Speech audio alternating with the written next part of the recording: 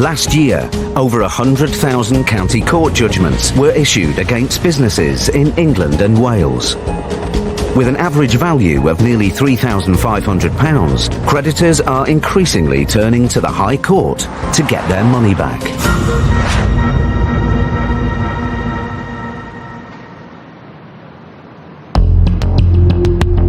Stuart McCracken and Elmore Victor are High Court enforcement agents. They travel thousands of miles every week, collecting debts and seizing goods. Today they're on their way to a dog kennel business in Crewe, Cheshire, to recover a debt of over £3,000 owed to a supplier. Where are we off to, Vic? We are off to Thermal Dog Kennels. Wonder if the owner's called Jack Russell. No, he's actually called David. It's David Routledge. If company director David Routledge can't or won't pay today, the agents can remove goods from his business to cover the value of the debt. I reckon it's one of these little out units.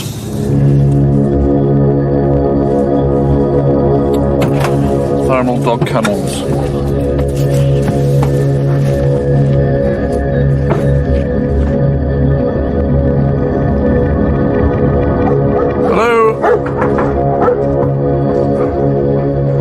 Hello there. We're after Mr. David Routledge.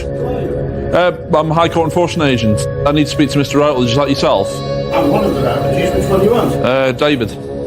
Which one? There's two of them. Right, okay. Director of the company. Director of Thermal Dog Kennels. He's not here. Right, okay. Are you able to get him on the phone? Yeah. We're High Court enforcement agents. We're here to take control of goods. What goods? The goods that are in the premises at the moment. Thermal Dog Kennels. I haven't got any goods. Right, okay. Well, you need to get them on the phone. What's Thermal Dog Kennels supposed to owe? Well, the total amount at the moment, so you need to get Mr. Routledge on the phone. No, I can't. It's not No, okay, that's fine. Can you start doing an inventory of goods? Yeah. This Mr. Routledge claims he isn't the David Routledge, director of the debtor company they're looking for. You need to start cooperating with us, sir. Now, No. come on, gentlemen. No, carry on doing what we're doing, sir. You are not. You're leaving We are. this premises. No, we're not. Please. Excuse me. Yeah, I'm not trespassing at all. I'm not. No, please don't touch me. Don't touch me. Touch you? I'll do more than touch you. I don't care who you are or what you're doing. There is nothing here at Thermal Dog Kennels. If you look at the record... Can you stand back, please, sir? No, I will Can you not stand back. Will you leave our premises? I'm not going anywhere, sir. You're not going our premises? Right. Right, come on.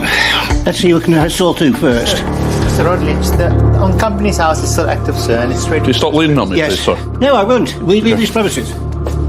Move this man out Yeah, of the no, way. it's fine. You can talk to me, sir. For a start, High Court enforcement is nothing but a company. You're not a High Court. I want to What? see. Sorry, sir. I want to see your Bailey certificate for a start. No problem at all, sir. Come on, let me see it.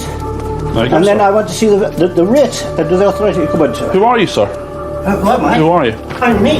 Yeah, exactly. Yes. So I'm not showing you anything, sir. Right, and I'm not. Okay. And I'm telling you to leave. And I'm not these going premises. anywhere until you cooperate with us. Well, I don't have to cooperate with you. Exactly, sir. I've told you. That Okay, these are so the what I'll premises. do is I'll continue doing my job You will you? until you start cooperating with us, sir. I'm not cooperating Okay. with you because you're. Okay? Don't touch me again. I won't more Do than not touch touch you. me again. I find I'll have you you arrested. I'll Have find me you arrested. arrested. Go on. Okay? I'm a 72-year-old gentleman with a arrested. heart complaint. And do you think the police are going to be very interested in me when they see a big burly thug like you Well, threatening me? in my face, sir. Yes.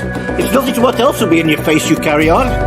Sometimes when you work in pairs, one person gets more abuse than the other. We get it every day, every single day. And it doesn't bother us. I don't go home crying at night because someone says they don't like me. I move on to the next job and get over it. Why are you being like this, sir?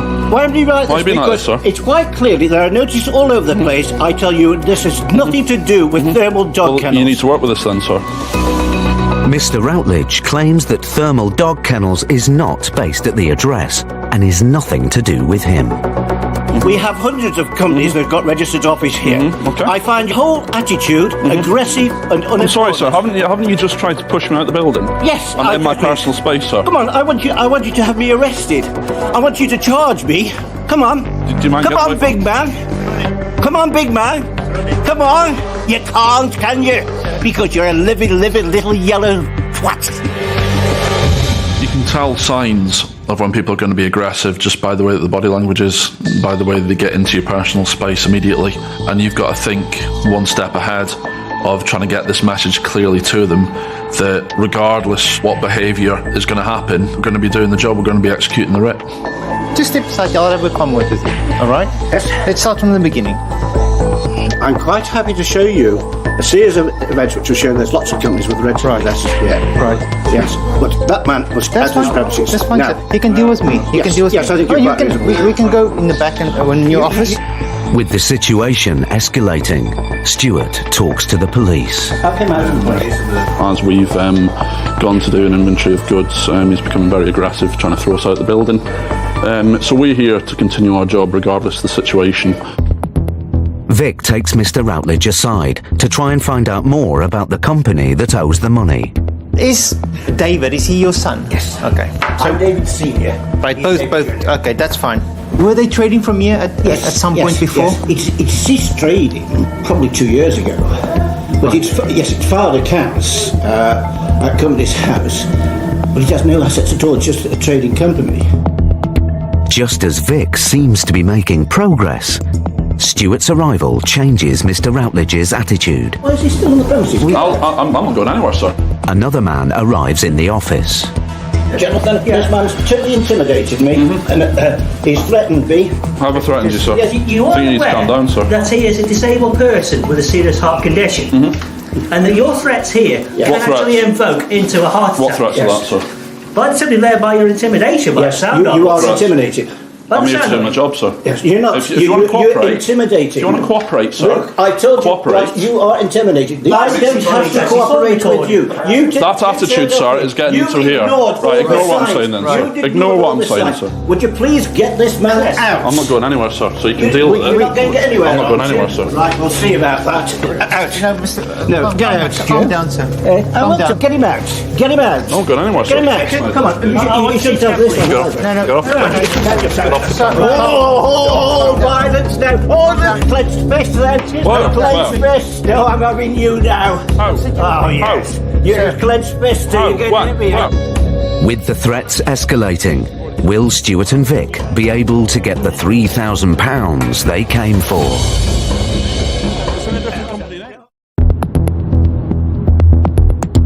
High Court enforcement agents Stuart McCracken and Elmore Victor were in Cheshire with a writ to recover £3,000 from a company called Thermal Dog Kennels. We're after Mr. David Routledge. The man they met, Mr. Routledge, had the same surname as the company director of Thermal Dog Kennels, but denied that he was him. Are you able to get him on the phone? Mr. Routledge didn't want to cooperate. Now, come on, gentlemen. No, carry on doing what we're doing, sir. He then tried to get Stuart out of the premises. Come on, big man. Come on. You can't, can you? Because you're a living little yellow twat. Then another man arrived. Tensions rose and Mr. Routledge made threats against Stuart. Calm down, sir. Get off. Get off. Oh, violence now. Oh, the clenched fist then. Whoa. Oh, I'm having you now. Now the agents need to calm the situation down so they can resolve this complicated case. Stuart takes the man who recently arrived to one side. We're here to speak to David Routledge. The David Routledge that you're after is up in North. We need to speak to him, and we need to see some documentation for what actually belongs to this company. Who are you, sorry, sir? My name's John Routledge, I'm the owner of all this stuff here. John Routledge tells the agents he's the director of an entirely different dog kennel business, trading from the same address. If this is the case, the agents won't be able to seize any assets, but they need proof. This is a lease agreement for the goods that are owned on lease here to Animal Housing Solutions.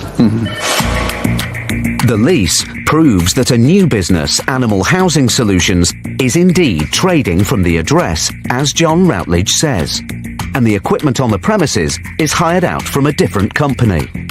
The assets on site don't belong to Thermal Dog Kennels, and so they can't be seized. I'm just looking at this. But as the company named on the writ is still listed as trading from the address, the agents have the right to stay on the premises to conclude their inquiries. I now require you now to leave these premises, please. We won't be leaving, sir. Get out through that door now. The problem is they're still active on companies' houses trading from here. That's the problem we're sitting with today. The company's house is only just simply there as a An entity, exactly. The active address is here on Company's House. It shows that it's here. Yes. We didn't make up that information. Despite John Routledge's protests, the agents won't leave until they've tried to find out where the director of thermal dog kennels, David Routledge, is. So is the defendant we're looking for, which is not trading from here, that's your dad? No, he's my dad. Is this your dad? Yes. Is it your brother then? Yes. Right. He was up north. Where about? He's up in Leeds. Have you got a contact number for him? Yes, but we're not going to give it to you. With no company assets there to seize, and no help from the family in contacting David Routledge Jr., Stuart and Vic have no choice but to leave empty-handed. All right, see you later.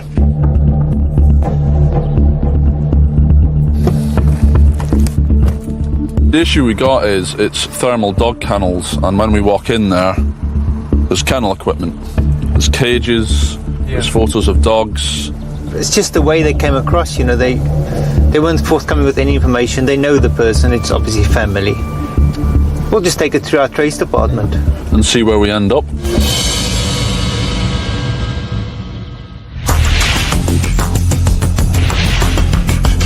Over the last 3 years, homelessness among ethnic minority communities has risen much faster than in the general population. This dramatic increase has caused a huge rise in the number of households from minority communities living in temporary accommodation.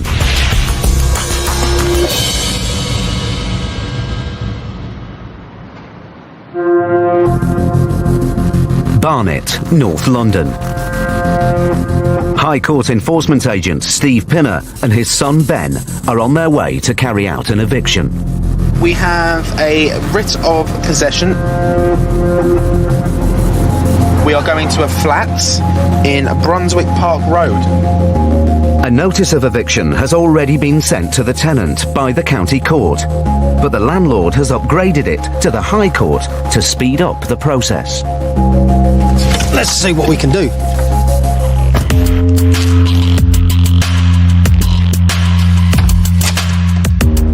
The tenant has been living in the flat for over 4 years. She's in rent arrears, but Ben and Steve aren't instructed to collect payment. They are here to repossess the property today. It's that one with the extension lead going out the house. That's to use the communal electric. That's running for a letterbox. That's dangerous. Sometimes we see something like an extension lead coming out of the letterbox. You know before you get into the flat there's something not right, whether it's with the person or even the property. There is something not correct.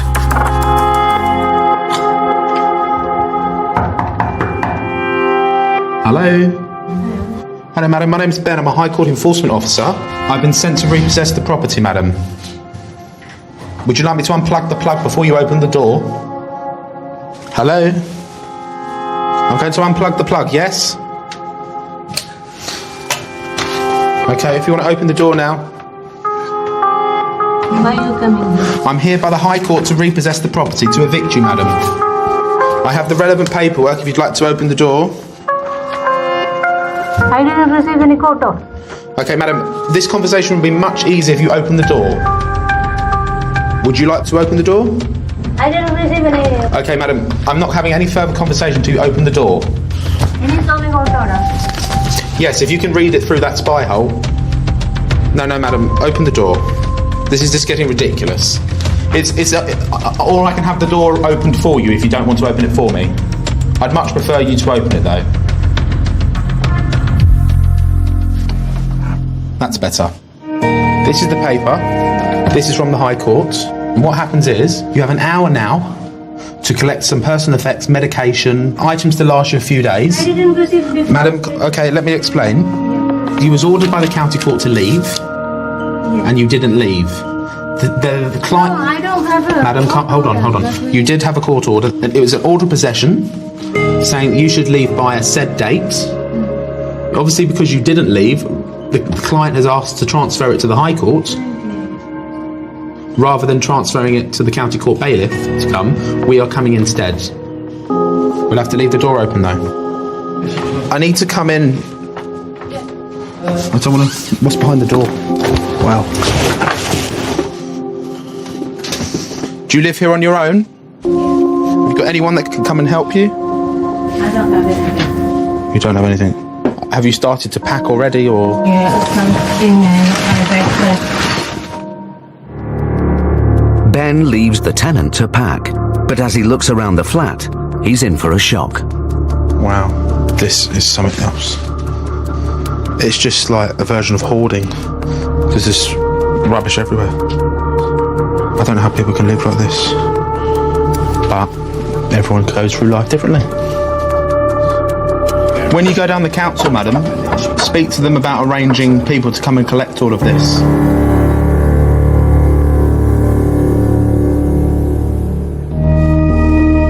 Steve decides to investigate the power cable that came through the letterbox. Everything is run off the communal electricity. The fridge, hot plate, microwave, there's probably no lights. There's 3 microwaves, one there, 2. Yeah, I know. Try a light switch, the electric won't work. Told you. The boiler's not on, obviously. Is there no electricity in this flat, madam? How comes? not only light, electricity. Everything is broken. Yeah, but this is the electricity from outside, isn't it? When you enter a property, you're looking for things that might be out of the ordinary. Sometimes they're boxes all stacked up, food stacked up, no utilities in no lights working, and things like that, which brings you to the point where the tenant may be vulnerable or not sure of themselves. So you have to be very careful. Hello there. Nice to meet you, sir. As the tenant continues to pack, the landlord's agent arrives. We're in talking to her, explained the situation to her, told her that she has an hour to get her personal effects together, and she's going to have to come back and clear that out. If you'd like me to show you. Okay. I mean, we've been trying to reason with her. The owners are in the States at the moment, and I managed the property when we've been able to, but she's not allowed us in. The electricity doesn't work. She's not allowed us in for a safety certificate. She has an extension lead running off outside for everything. We've been pleading with her through the letterbox. I mean, never forced entry, ever. We've said, look, let's help you. For your safety, we need to get... You're not coming. She's screaming at the owners, and it's their property, they're trying to help her.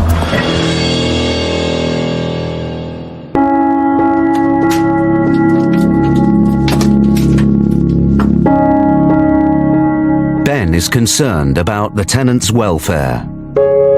Have you got anywhere to take all of this stuff to, madam? You don't have a place. I just don't know what you're going to do with all of this. I really don't. Because you've got quite a lot of stuff. You need everything. You're going to need to make arrangements to come back and get all of this. But it's not going to be a quick process. Have you got not family or friends that can come and help you? No. When you evict vulnerable people, it's hard because we don't know if they're going to get the help they need, whether that's down to the fact that they won't ask for it or the fact that they simply aren't getting the help from the necessary authorities. Madam, I understand this is very distressing for you, but we need to sort of work out a game plan of what you're going to do in your next steps.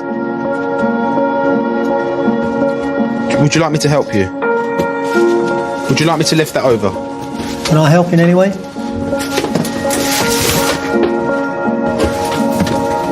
Oh, that's really heavy. Is there anything else you need to take, madam? No? Have you got the piece of paper he gave you? You need that if you're going to the council. The tenant is now homeless. She must appeal to the local council for emergency accommodation. What about all your other stuff in the property?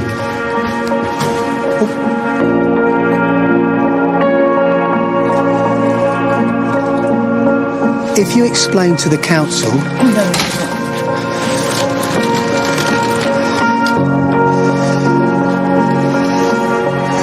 I said to her, you need to go to the council, you need to do this, she says, don't care, doesn't matter. She will not have gone to the council. I can almost guarantee she... I don't know where she's gone. Go then? Well, she will just go to... if she knows somebody or somewhere, or I don't know. That's what's so sad about it.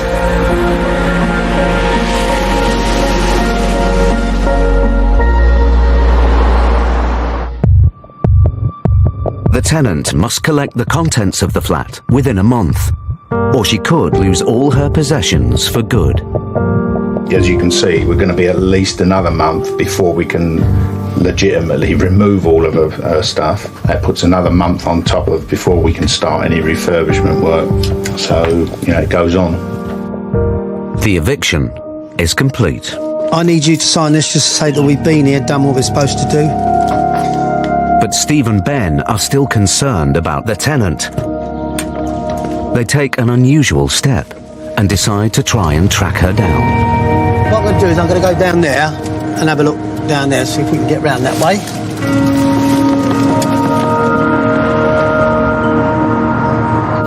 See if she's sitting, but I don't think she will be. It's always difficult if you have to evict someone that's a vulnerable person, because if they're that vulnerable, they may not understand the situation. So somebody has to try and get them to understand it. She just disappeared. She might have got a bus. But what can we do? You can only do so much. We're struggling to find her. After driving around the area, there's no sign of the tenant. I don't know what's going to happen to her. Now she's disappeared, and will she go to the council? She didn't seem that bothered when we said about going to the council. Will she be sleeping on the streets tonight? I feel like I need closure. I need to know where she's gone, or if she's okay. But I don't know what more I can do to try and find her. I mean, we've done the job that we've been paid for, but then there's us personally as people think, yes, the job's the job, but at the end of the day, we hope they're going in the right direction to get help and move onwards. Steve and Ben have faced an emotional eviction. But in Stuart and Vic's next case, they meet a debtor in denial. I swear on my son's life, I have not received no paperwork. You don't need to swear on anyone's life, sir. Who pushes their patience to the limit. Don't kick my furniture. Don't kick my furniture. I'm not kicking any furniture. Don't again. kick the furniture. Do not touch me again, sir.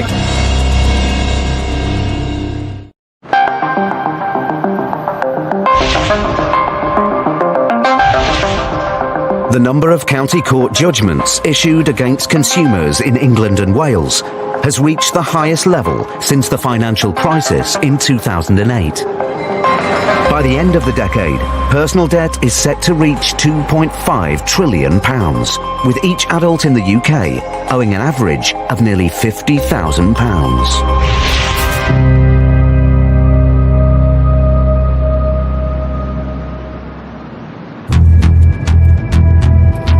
High Court enforcement agents Stuart McCracken and Elmore Victor are in the Worcestershire countryside. The Malvern Hills, Vic. The Malvern Hills. They're on their way to collect a debt from a man who purchased a car engine from an online auction website, but failed to pay the seller. We are going to see Mr. Clive Herbert. 3,200. And who's it owed to? A private individual? Yeah. 2, 3. Aha, here we are. Where the defender is. If Mr. Herbert can't or won't pay today, the agents have the right to seize personal assets to offset the debt.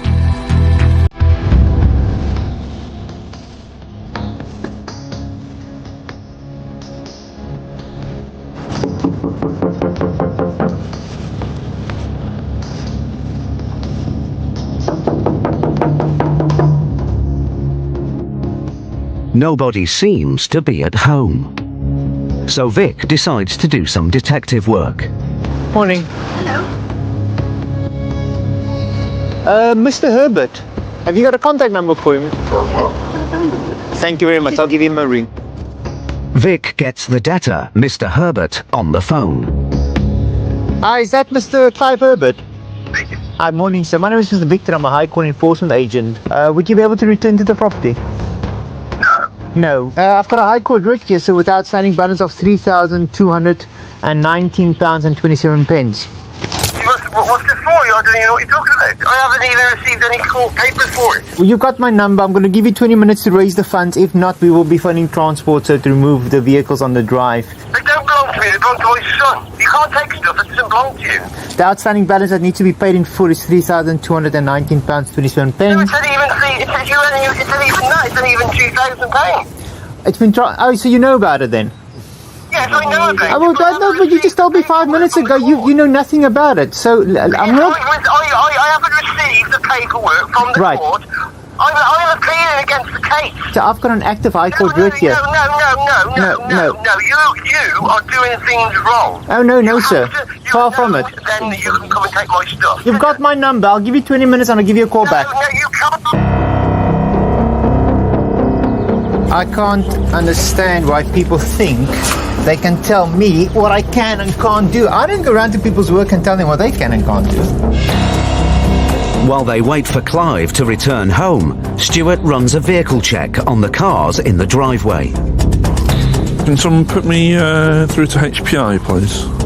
They are valuable assets, and if they're owned by Mr. Herbert and free of finance, the agents can take them away if he doesn't pay today. Land Rover Defender 110, it should be. Alright, cheers Ed, thanks very much mate. Bye. Free of finance. Yeah, this one is on eBay for $12,750. Both cars are free of finance. You, my friend, are being seized. It's always a major benefit of coming to a property and realising that there is a valuable asset sat on the drive that's free of finance. That means you've got something to barter against. Stuart calls Mr. Herbert back to give him an update.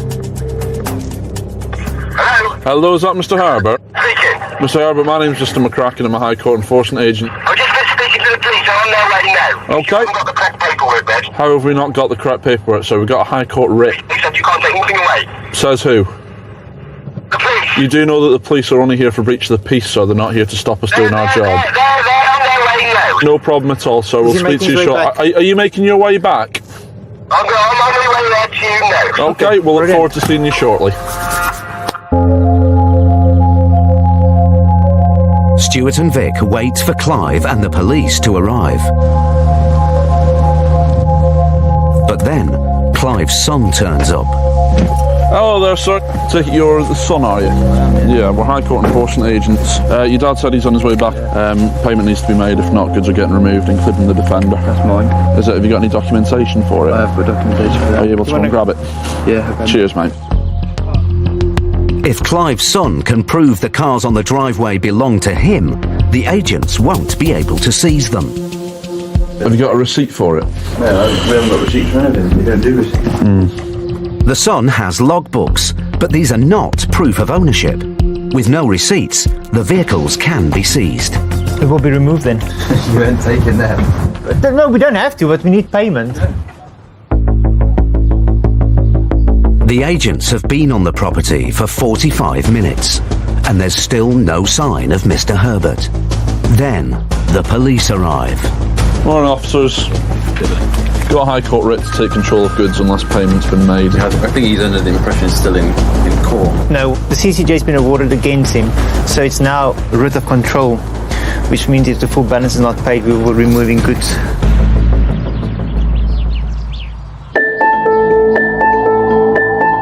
Stuart turns detective and finds keys to other cars.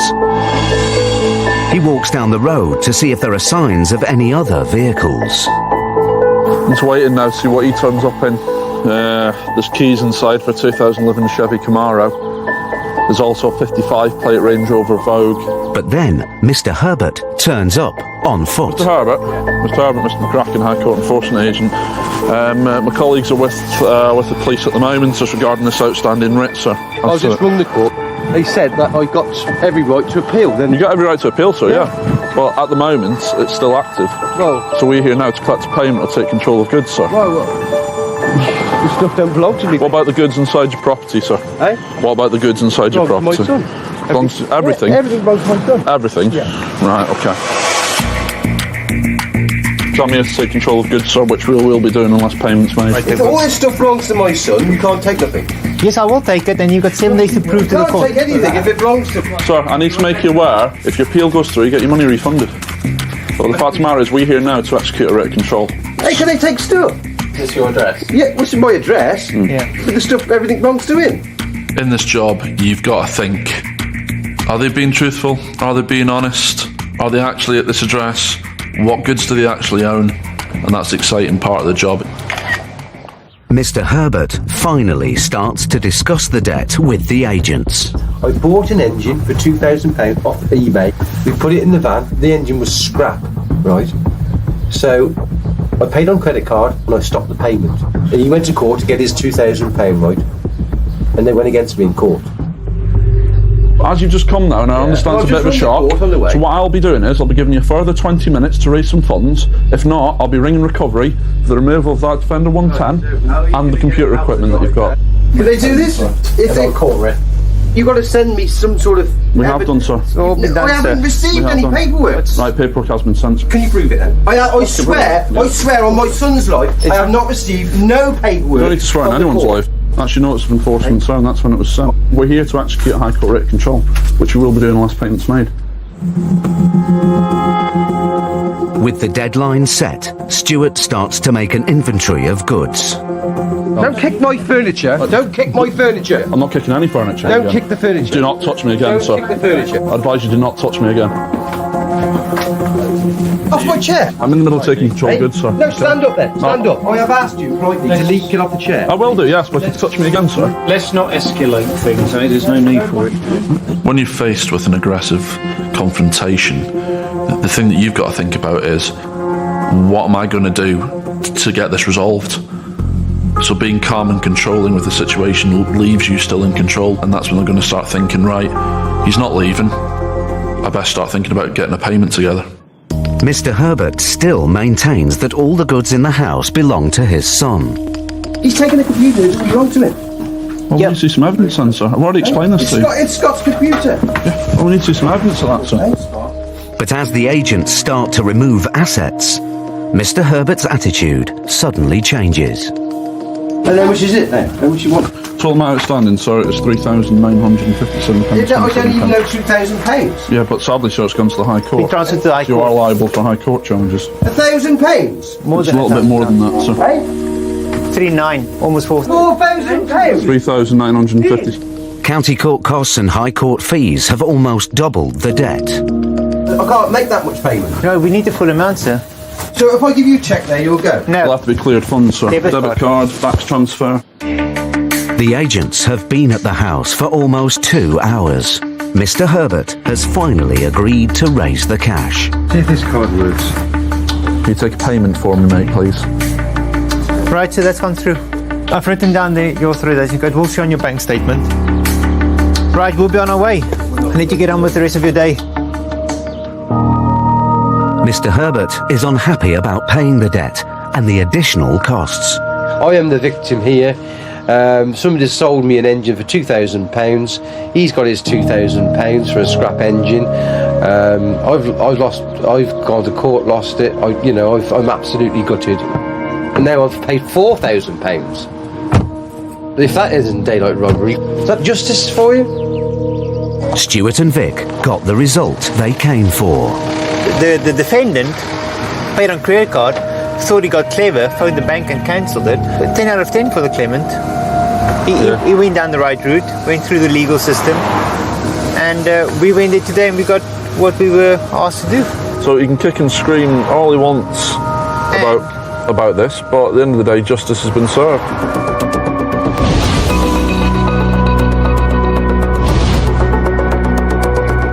Non-payment of rent remains the biggest problem facing landlords across the country, with the number of tenants in severe rent arrears continuing to rise. 37% of landlords have experienced rent arrears in the last year, forcing many to apply to have their tenants evicted.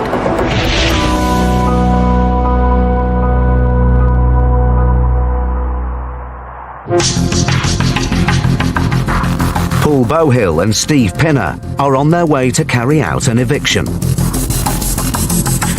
The landlord's agent claims the tenant, David Unali, hasn't paid rent for 7 months. Let's go. He's at the property to meet Paul and Steve. Hello, sir. I'm Paul. We've now got the paperwork from the court, so we'll go into action. Okay. Just give us a few minutes, so if he is in, that few minutes of you not being there is quite helpful. No problems at all. Yeah, thanks very much. Okay.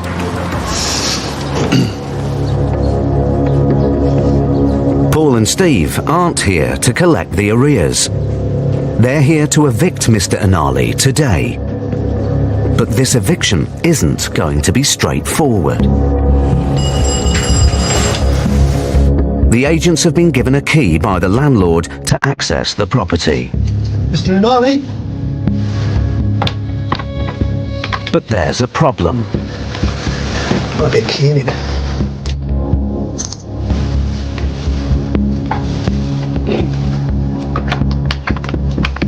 There's definitely a key in there. Mr. Anali! The door has been locked from the inside. Mr. Anali! So I just have to gain access another way, i.e. force it. It seems Mr. Anali has locked himself in the flat. Mr. Anali, we're High Court enforcement. Will you open the door, please? Well, we need to get the locksmith up here. Have a quick word with him. The agent. He decides if we just bring a couple of bars up. Yeah, okay. While Steve goes to talk to the landlord's agent about forcing entry, Paul gives the tenant an ultimatum. You open the door, please, or we're going to break in. We're not going to go away, so will you please open the door? Tenants always want to buy more time because this is Judgment Day. They bury their head in the sand. This is never going to happen. And from the knock on the door, they know that this is going to happen. We've been asked if we could just hold on, breaking the door down. So, the gentleman's going to try and talk to him. The landlord's agent tries to get Mr. Anali to open the door. David? Hello, David? There's still no answer. So the landlord's agent gives Steve the go-ahead to break in. Just need to take it off. We'll get him to come repair it. He owes you £6,000, doesn't he? He owes us in total $7,800. How many months rent? He hasn't paid anything since last June. Why have you been so patient? Well, he said that he's had some issues with illness and this, that and the other. Then he said that he's got money coming from his parents. Then we said, okay, fine, we'll wait on for that. And then he just refuses to pay. Paul and Steve have no option but to force entry. You gonna open the door now? No? But even if they get into the flat, will they be able to get the tenant out?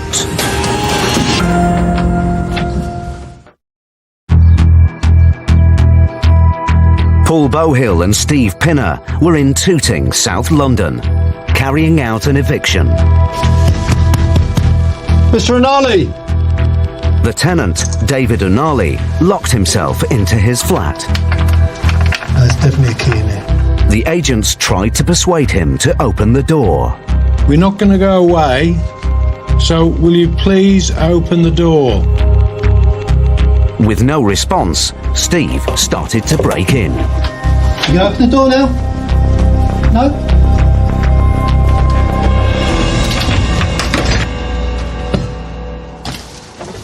Hello, good morning. We're High Court enforcement and we come to repossess your property today. It would have been nice if you'd have opened the door for us.